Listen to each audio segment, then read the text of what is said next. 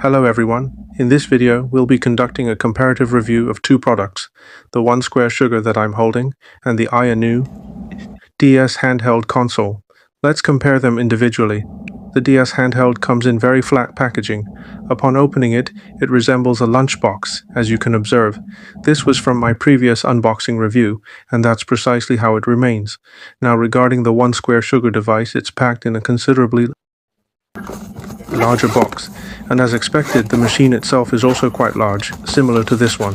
When we put these two devices side by side for comparison, it's clear that the Onexsugar is noticeably longer and wider. Additionally, if we look at them horizontally, you can also observe that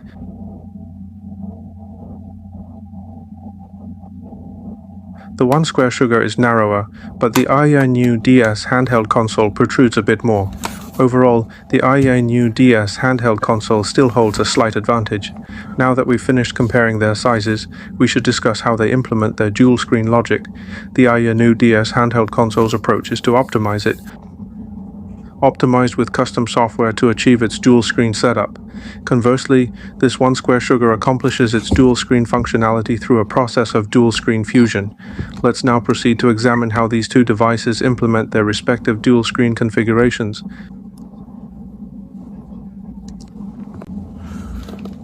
Alright, first let's take a look at the Onexsugar. When you open it up, both the top and bottom screens are exactly the same. So let's go ahead and choose the 3DS emulator. Once we're in, we have the option to select dual screen fusion, and with that, both the upper and lower screens will be actively displaying content. This actually means that it's essentially one single screen that has been extended and divided between the upper and lower screens.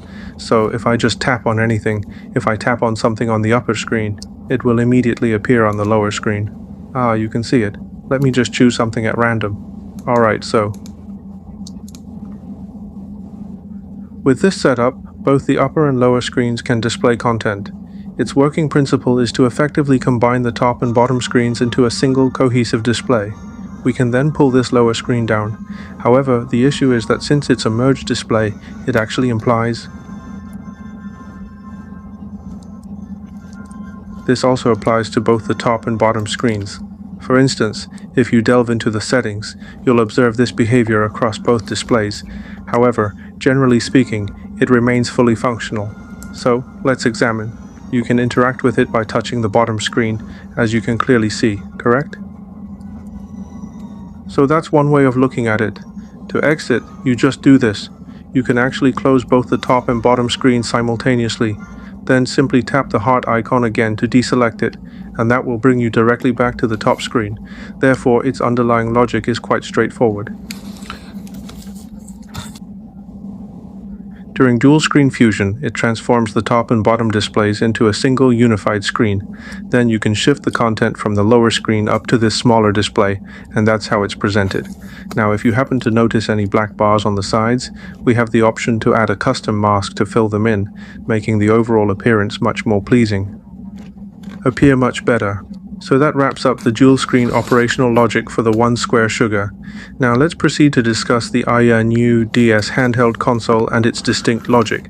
Unlike the Onexsugar, its method doesn't involve selecting software directly on the upper screen. Furthermore, regarding its software, a specific distinct version must be downloaded. Continuing with the 3DS emulator as our example, we'll open it. Let's arbitrarily choose a link to the past, just as we did previously. However, as you can now clearly observe, the light bleed on this screen is extremely severe, making it distinctly visible. Light bleed, you can clearly see that the light bleed is really severe here.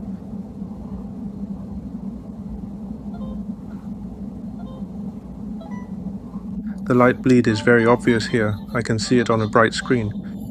So, its operating principle is, and I'm not sure if everyone here owns this particular device, that for all dual screen games, interaction and input absolutely must originate from the bottom screen. We have the option to simply exit the game and then proceed to power down the device. Close it.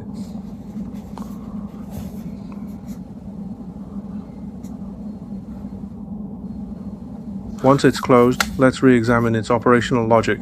It functions such that when in dual screen mode, let's engage dual screen, and the automatic switching will work seamlessly. You cannot interact with the application by tapping the upper screen. Instead, you must tap the lower screen, select the desired application, and once that's done, then you can launch the game. And now I see that light bleed again, which is extremely annoying.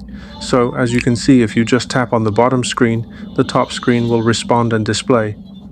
Regarding its logic, let's take another look. It also has touch control capabilities. The brightness is simply too intense. You can see it's very bright, and these black borders. It was also very bright at the time, which was extremely annoying. It truly was driving me crazy.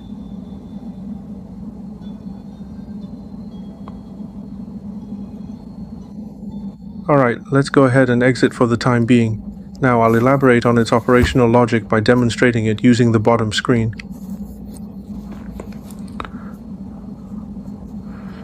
This specific setting is found within the software itself.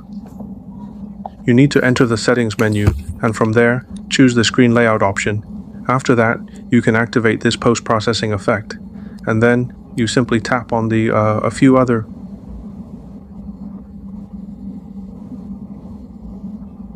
The main thing is to choose a single screen display and a 4x resolution. These are its rigid requirements. The other settings are not as crucial. Once you have made your selections, you need to save and close it. Then you'll need to tap on the bottom screen.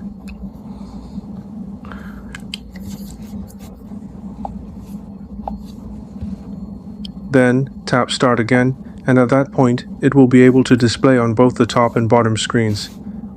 This indicates that these two screens are connected, but they are not a single unified screen.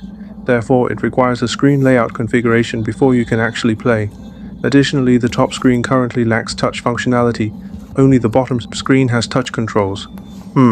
Everyone probably finds this screen absolutely disgusting.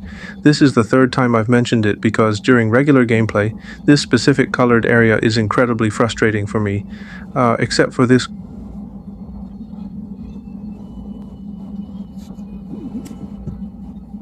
corner. The rest of the display generally shows normal brightness. This particular corner, however, is simply unbearable. So, having compared these two machines, I'm curious which one you would pick. Similarly, it's possible that both the upper and lower screens on these two devices might have a slight color difference, but all in all, this particular screen, at least it suppresses the light bleed quite effectively, so there isn't any particularly noticeable light bleed. But the light bleed on this screen is already driving me crazy. Even when I'm just playing games normally, there is a very obvious mark on it, so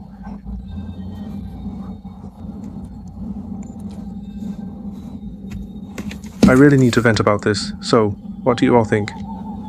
These two machines. Their dual screen implementation logic is actually quite different.